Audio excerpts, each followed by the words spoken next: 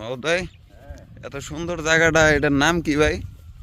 এটা হচ্ছে নওগাঁ জেলার সেই বিখ্যাত পাহাড়পুর বৌদ্ধবিহার। অনেকে এটাকে বলে হচ্ছে সোমপুর বৌদ্ধবিহার, অনেকে বলে সোমপুর বিহার, অনেকে বলে সোমপুর মহাবিহার, কিন্তু এটা পাহাড়পুর বৌদ্ধবিহার নামেই আসলে পরিচিত। এটা আপনার পাল বংশের দ্বিতীয় রাজা শ্রী ধর্মপাল দেব সেই অষ্টম দশকের শেষের দিকে নবম শতকে এই বিহারটি তৈরি করেছিলেন।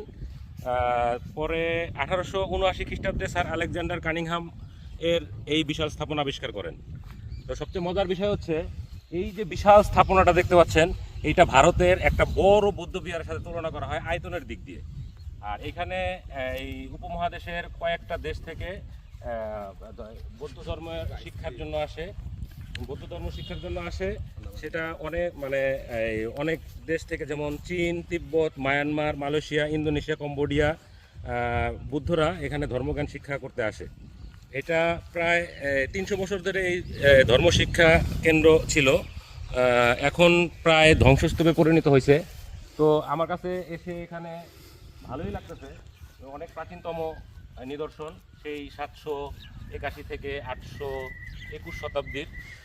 তো আপনারা এখানে আসেন, দেখেন সেই নওগাঁ জেলার সেই পাহাড়পুর বৌদ্ধবিহার খুবই বিখ্যাত। ধন্যবাদ সবাইকে। আসসালামু আলাইকুম।